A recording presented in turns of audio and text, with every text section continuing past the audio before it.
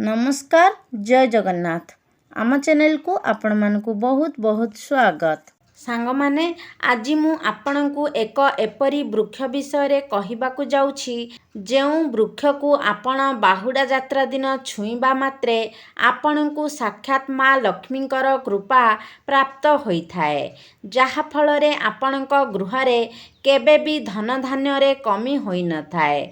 साक्षात एही भिडियोटी आपण मानक पई अत्यंत लाभदायक अटे, तेणु भिडियोटी को स्किप न करी शेष पर्यंत निश्चय देखंतु। तेबे सांग माने एपरी तीनोटी वृक्ष रहिछि जेउ वृक्ष को आपण जदि बाहुडा यात्रा दिन छुई दियंती तेबे आपणकर समस्त मनस्कामना पूर्ण होइथाए। आपण माने गरीबरू धनी होइथांती एवं आपणक समस्त समस्यार समाधान मध्य होई जाइथाए। तेबे एही दिन सेही वृक्ष को यथा विधि पूजार्चना करिबार अछि। आपण माने जानती आम हिंदू शास्त्र रे वृक्षलता मानकु केते अधिक महत्व दिया जाइछि, कारण एही वृक्षलता गुड़िक आमर जीवन सहित अंगांगी भावरे जड़ित अटंती। एही वृक्षरे देवादेवी मानकर वास होइथाए। आमे एही वृक्षलता गुड़िकु पूजा मध्य करिथाउ। एही वृक्षलता माने मध्य औषधीय रूपरे आम जीवन को रक्षा मध्य करिथांती। तेणु सांग माने आपण माने कौन जानती किछि विशेष वृक्ष रहिछि जेउथिरे देवादेवी मानकर वास होइथाए। एहा विज्ञान मध्य मानिछि जे वृक्षलता हेउछि आमर जीवन, कारण आमे बंचिबा पई जेउ अम्लजान दरकार करिथाउ ताहा आमे वृक्षलता ठारू ही पाइथाउ। तेबे आपण माने कौन जानती जेते सबु वृक्षलता रहिछि ताहा मध्यरु ओस्त गछ अन्यतम अटे, कारण ओस्त गछरे 33 कोटी देवादेवी वास करिथांती एवं ओस्त गछर आयुष मध्य अन्य गछ मानक तुलनारे अधिक होइथाए। आपण माने जानती कि एही वृक्षलता माने आम पई केते उपकारी एवं उपयोगी अटंती। एही वृक्षलता ठारू आमे जीवन रे बंचिबा पई अनेक किछि जिनिस पाइथाउ। भगवान मध्य कहिछंती जे ओस्त गछरे मु प्रत्यक्ष वास करिथाए। तेणु आपण माने जदि वृक्षलता मानकु पूजार्चना करंती, विशेष करी एही बाहुडा यात्रा दिन एही तीनोटी वृक्ष मध्यरु केउ वृक्ष को गोटिए वृक्ष को भी आपण छुई देई आसंती तेबे आपणक जीवनरु निर्धनता चली जाइथाए, आपणकु भगवानक कृपा प्राप्ति होइथाए। तेबे मु सेही तीनोटी वृक्ष विषय आपणकु कहिबाकू जाउछि एवं सेही वृक्ष को आपण बाहुडा यात्रा दिन संध्यारे छुईकी आसीबार अछि। एहा सहित आपण जेतेबेले सेही वृक्ष पाखकु जाउछंती आपण निज सहित गोटिए कर्पूर एवं गोटिए लवंग नेई जिबार अछि। तापरे सेही वृक्ष तले आपणकु सेही सबु जिनिस जळाइबार अछि, माने लवंग आउ कर्पूर को जळाइबार अछि। आपणक जीवन रे जेते प्रकारर समस्या अछि एवं आपणक मनरे जेउ इच्छा अछि ताहाकु सेही वृक्ष तले प्रकाश करिबाकू हबा, जहा फलरे आपण निर्धनतारू संपूर्ण रूपरे मुक्ति पाई पारिबे। एहा सहित आपणकर समस्त मनस्कामना मध्य पूर्ण होइथाए। तेबे सांग माने भिडियोटी को संपूर्ण देखंतु एवं भिडियो को गोटे लाइक करी चैनल टी को सब्सक्राइब करी दियंतु एवं कमेंट बॉक्स रे जय माँ लक्ष्मी निश्चय लिखंतु।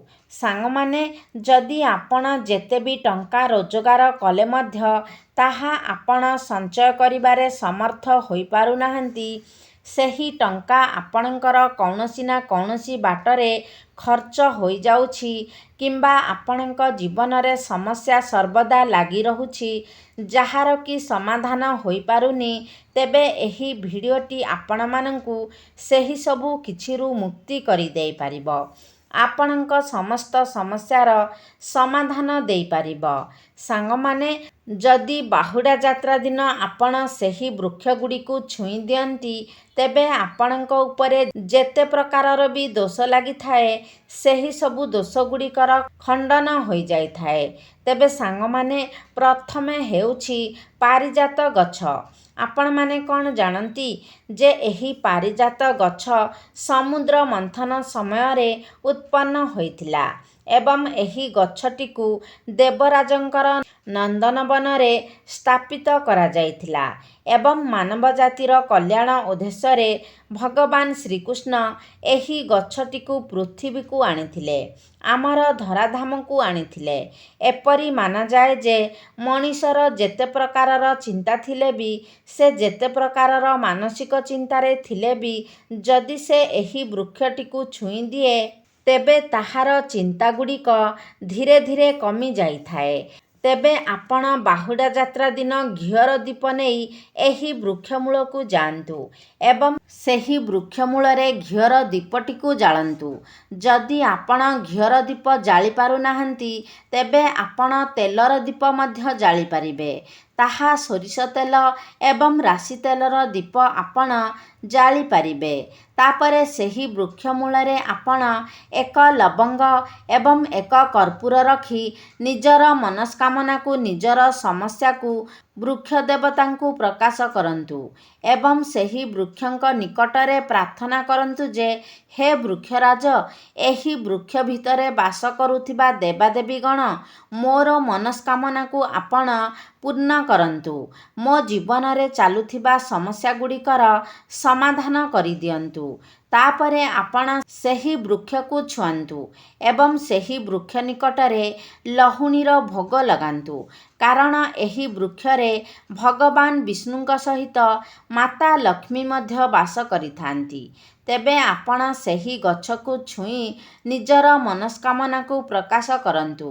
ସେହି ଗଛକୁ ପ୍ରଭୁ ଶ୍ରୀକୃଷ୍ଣଙ୍କର ସ୍ୱରୂପ ବୋଲି ମାନାଯାଇଥାଏ, କାରଣ ପ୍ରଭୁ ଶ୍ରୀକୃଷ୍ଣ ମାନବ ଜାତିର କଲ୍ୟାଣ ନିମନ୍ତେ ସ୍ୱର୍ଗପୁରରୁ ଏହି ଗଛକୁ ଆଣି ଧରାଧାମରେ ସ୍ଥାପିତ କରିଥିଲେ ଏବଂ ଏପରି କରିବା ଦ୍ୱାରା ଆପଣଙ୍କ ଉପରେ ଲାଗିଥିବା ସମସ୍ତ ଦୋଷଗୁଡ଼ିକ ଖଣ୍ଡନ ହୋଇଥାଏ।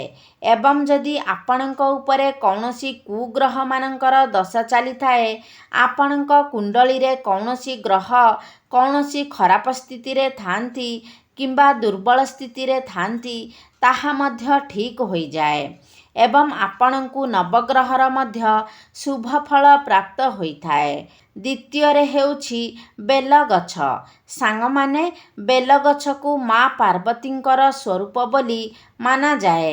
ଏହି ବେଲଗଛଟି ମା ପାର୍ବତୀଙ୍କର ଝାଳରୁ ଉତ୍ପନ୍ନ ହୋଇଥିଲା ବୋଲି ଶାସ୍ତ୍ରରେ ବର୍ଣ୍ଣନା କରାଯାଇଛି। ସ୍କନ୍ଦ ପୁରାଣରେ ଏହା ଉଲ୍ଲେଖ ଅଛି ଯେ ବେଲଗଛର ପତ୍ରରେ ଭଗବାନ ଶିବ ଶଙ୍କର ଏବଂ ବେଲଗଛର ଡାଳରେ ମାତା ପାର୍ବତୀ ଏବଂ ବେଲଗଛର ମୂଳରେ ବା ଚେରରେ ଭଗବାନ ବ୍ରହ୍ମା ବାସ କରିଥାନ୍ତି। ବେଲଗଛର ମଧ୍ୟଭାଗରେ ଭଗବାନ ବିଷ୍ଣୁ ବାସ କରିଥାନ୍ତି। ଏପରି ମାନ୍ୟତା ଅଛି ଯେ ଯଦି ବାହୁଡ଼ା ଯାତ୍ରା ଦିନ ସନ୍ଧ୍ୟା ସମୟରେ ବେଲଗଛ ମୂଳରେ ଘିଅର ଦୀପ ଜଳାଉଛନ୍ତି, ତେବେ ଏହା ଆପଣଙ୍କୁ ଅତ୍ୟନ୍ତ ଶୁଭଫଳ ପ୍ରଦାନ କରିଥାଏ।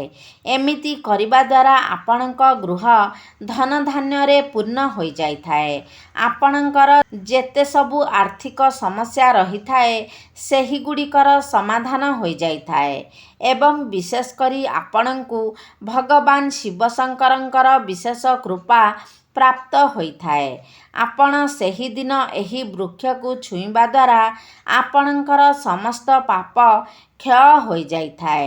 ତେବେ ସେହିଦିନ ମଧ୍ୟ ଆପଣଙ୍କୁ ବେଲଗଛ ମୂଳରେ ସନ୍ଧ୍ୟା ସମୟରେ ଏକ ଘିଅର ଦୀପ ପ୍ରଜ୍ୱଳନ କରିବାର ଅଛି ଏବଂ ତା ମୂଳରେ ଲହୁଣୀ ଭୋଗ ମଧ୍ୟ ଲଗାଇବାର ଅଛି ଏବଂ ଭଗବାନଙ୍କୁ ଏହା ପ୍ରାର୍ଥନା କରିବାର ଅଛି ଯେ ଆପଣଙ୍କ ଜୀବନରେ ଚାଲୁଥିବା ସମସ୍ତ ସମସ୍ୟାଗୁଡ଼ିକର ସମାଧାନ ହୋଇଯାଉ ଏବଂ ଆପଣଙ୍କର କୌଣସି ମନସ୍କାମନା ରହିଛି, ତେବେ ସେହି ମନସ୍କାମନାଟି ମଧ୍ୟ ପୂର୍ଣ୍ଣ ହୋଇଯାଉ। ତେବେ ଆପଣଙ୍କୁ ସେହି ବୃକ୍ଷକୁ ଛୁଇଁ ଆପଣଙ୍କ ନିଜ ମନରେ ଚାଲିଥିବା ସମସ୍ତ କଥାକୁ ପ୍ରକାଶ କରିବାର ଅଛି। ଆପଣଙ୍କର ଯେଉଁ ମନସ୍କାମନା ରହିଛି ଏବଂ ଆପଣଙ୍କ ଜୀବନରେ ଯେକୌଣସି ପ୍ରକାରର ସମସ୍ୟା ରହିଛି ସେସବୁ ଆପଣଙ୍କୁ ସେହି ଗଛକୁ ଛୁଇଁ ଗଛର ନିକଟରେ ପ୍ରକାଶ କରନ୍ତୁ। ତାପରେ ଆପଣ ସେହି ଗଛ ମୂଳରେ ଗୋଟାଏ କର୍ପୂର ଜଳାଇ ତା ଉପରେ ଗୋଟାଏ ଲବଙ୍ଗକୁ ପକାଇ ଦିଅନ୍ତୁ। ତାପରେ ଆପଣ ଏକ ଦୁଦୁରା ଫୁଲ ଏବଂ ଦୁଦୁରା ଫଳକୁ ବେଲଗଛ ମୂଳରେ ଅର୍ପଣ କରି ଭଗବାନଙ୍କୁ ପ୍ରାର୍ଥନା କରନ୍ତୁ ଯେ, ହେ ବୃକ୍ଷରାଜ, ମୁଁ ଆପଣଙ୍କୁ ଦୁଦୁରା ଫୁଲ ଏବଂ ଦୁଦୁରା ଫଳ ଅର୍ପଣ କରୁଛି। ଆପଣ ଏହାକୁ ସ୍ୱୀକାର କରନ୍ତୁ। ଏହିପରି କରିବା ଦ୍ୱାରା ଯଦି ଆପଣଙ୍କ କୁଣ୍ଡଳୀରେ ଶନି ଏବଂ ରାହୁଙ୍କର ଏପରି କିଛି ସ୍ଥିତି ଅଛି ବା ତାଙ୍କର ଦୋଷ ଲାଗିଛି ତେବେ ତାହାର ଖଣ୍ଡନ ହୋଇଯାଇଥାଏ ଏବଂ ଆପଣଙ୍କ ଉପରେ ଯଦି ପିତୃଦୋଷ ଲାଗିଥାଏ ତେବେ ମଧ୍ୟ ଆପଣଙ୍କ ଉପରୁ ସେହି ଦୋଷଟି କଟି ଯାଇଥାଏ। ଶାସ୍ତ୍ରରେ ବର୍ଣ୍ଣନା ଅଛି, ଯଦି ଆପଣ ଏହି ବାହୁଡ଼ା ଯାତ୍ରା ଦିନ କ୍ଷୀରରେ ମିଶ୍ରି ମିଶାଇ ବେଲଗଛ ମୂଳରେ ଅର୍ପଣ କରନ୍ତି ତେବେ ଏହାକୁ ଅତ୍ୟନ୍ତ ଶୁଭ ବୋଲି ମାନାଯାଇଥାଏ ଏବଂ ଆପଣଙ୍କୁ ମା ଲକ୍ଷ୍ମୀଙ୍କର ବିଶେଷ କୃପା ପ୍ରାପ୍ତ ହୋଇଥାଏ, ଯାହାଫଳରେ କି ଆପଣଙ୍କ ଜୀବନରେ କେବେ ବି ଧନଧାନ୍ୟର ଅଭାବ ହୋଇନଥାଏ। ଆପଣ ଯଦି ଚାହିଁବେ ଏହି ଉପାୟଟିକୁ ନିମ୍ବ ଗଛ ମୂଳରେ ମଧ୍ୟ କରିପାରିବେ। ଆପଣ ମଧ୍ୟ ଜାଣନ୍ତି ନିମ୍ବ ଗଛରେ ମଧ୍ୟ ଭଗବାନଙ୍କର ବାସ ଥାଏ। ଏହି ନିମ୍ବ କାଠରେ ହିଁ ପ୍ରଭୁ ଜଗନ୍ନାଥଙ୍କର ମୂର୍ତ୍ତିକୁ ଗଢ଼ନ କରାଯାଇଥାଏ। ନିମ୍ବ ଗଛରେ ମା ଲକ୍ଷ୍ମୀଙ୍କର ବାସ ହୋଇଥାଏ ଏବଂ ସମସ୍ତ ଦୈବୀ ଶକ୍ତି ମଧ୍ୟ ନିମ୍ବ ଗଛରେ ବାସ କରିଥାନ୍ତି। ଆପଣମାନେ ଜାଣିଥିବେ ସେଥିପାଇଁ ନିମ୍ବ କାଠକୁ କେବେ ବି ଜଳାଯାଇନଥାଏ।